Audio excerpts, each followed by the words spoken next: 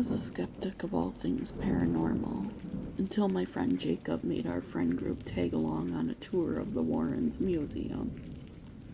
If you're a fan of the paranormal, you already know who Ed and Lorraine Warren are. If you don't know who they are, look them up. They're legends for many reasons.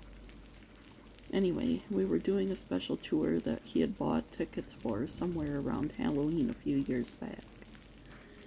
If you've ever seen videos about the museum, you know that the Warrens were constantly sent haunted items, and they created the museum as a safe place to store these haunted items.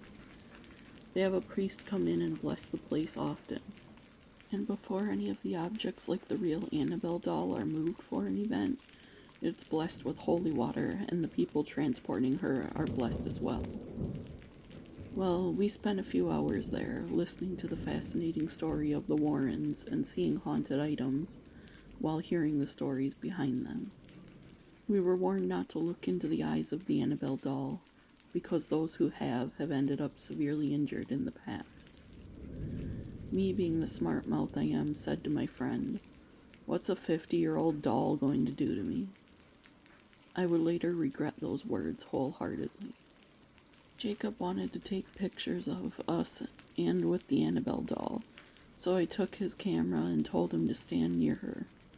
He didn't dare touch the box she was in because he was a huge believer. I stared into the camera and couldn't help but stare at the doll in the eyes. Something was almost mesmerizing about her. He offered to take my picture with her, and at first I declined, but he had a point. How often do you get to have your picture taken with the real Annabelle doll? So I stood next to the wooden box they have her sitting in and posed, pretending I was going to touch the box. One of my friends piped up and said, "Oh yeah, as if you would touch the glass, you're too scared." So with a smirk on my face, I tapped on the glass and said, "Hey Annabelle, wake up." Everyone gasped. "Dude, I was kidding. You can't do that," he said. "Well, I just did, and I'm still here," I said. We continued learning about some of the haunted objects in the museum and the history behind some of them. One of the women in the group a few people ahead of us suddenly got a bloody nose, so the tour paused for a while. Everyone was told to step outside for a break. We had signed waivers at the beginning that warned us that physical reactions could happen. And besides the woman with a bloody nose, a few people had headaches and felt sick to their stomachs.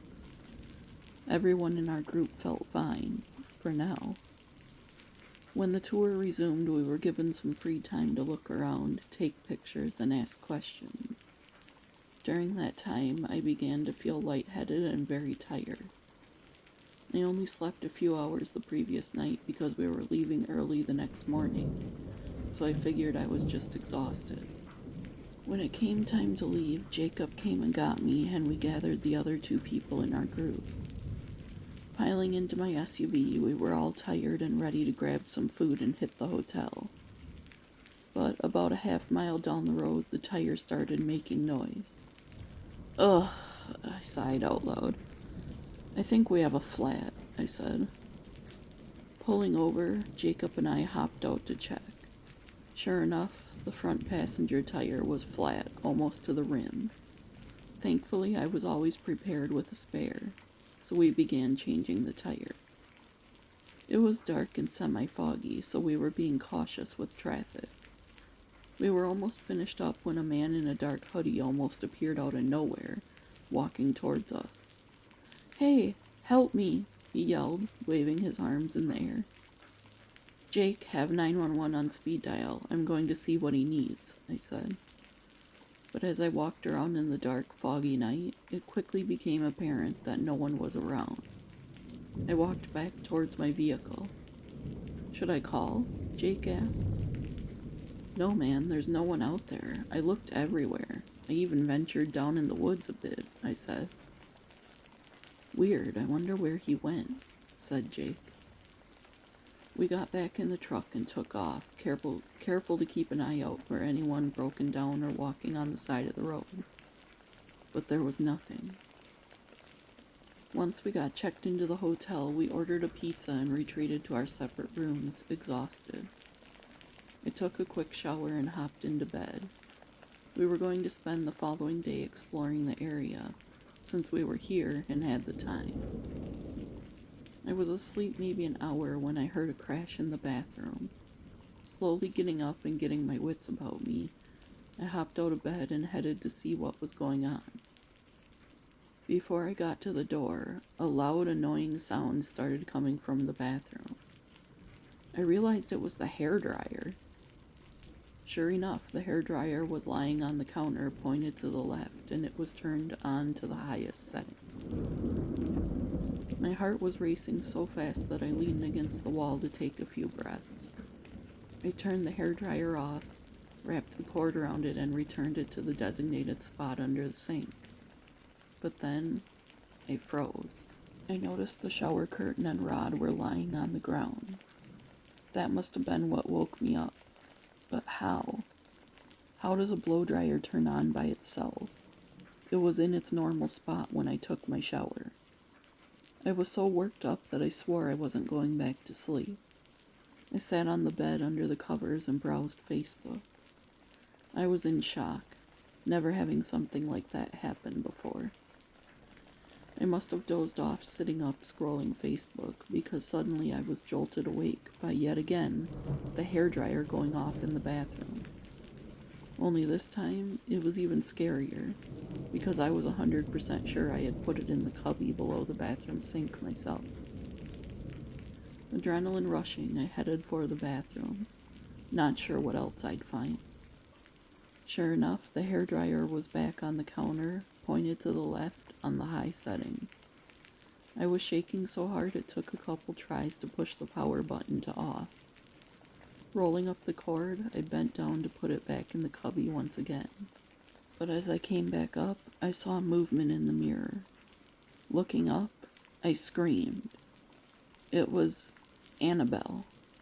Yes, the Annabelle doll was staring me in the face. I ran out of the bathroom, slamming the door shut. I don't know what I thought shutting the door would accomplish, but I made sure it shut tightly. I grabbed my phone and called Jake up on my way out the door. There was no way. I have to be asleep. I pinched myself multiple times. I was awake. Jacob wasn't answering his phone. It was 2 a.m, so I had to go bang on his door. There was no way I was staying in that room another minute. I stayed in Jake's room, on the tiny hotel-sized couch, for the rest of the night. To whoever's listening, do not mess with the Annabelle doll. If you have the chance to go to the Warrens Occult Museum, approach her with care. Because for 3 weeks after I touched her case, I was plagued with bad events. Not just the flat tire and creepy guy on the side of the road, or the hairdryer and seeing her in the mirror. The day I got home, the hot water heater exploded. A few days after that, my car was hit by a drunk driver while it was parked outside my parents' house.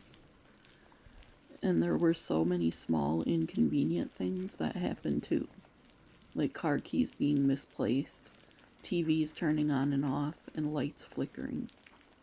So one final word of caution, do not mess with Annabelle. Wow, I've always wanted to go to the Warrens Museum, but I'm actually weary about going near her because there's so many stories about people having similar experiences. Thank you for sharing this cautionary tale. I'm so glad you're still alive to tell it, because some people who have provoked her are not. Well, friends, I'm sorry for any audio disturbances the last couple of days. I still have pneumonia, so I haven't had the energy to stop and re-record as many times as usual. So thanks for hanging out with me through it. Don't forget to like and subscribe. See you tomorrow, friends.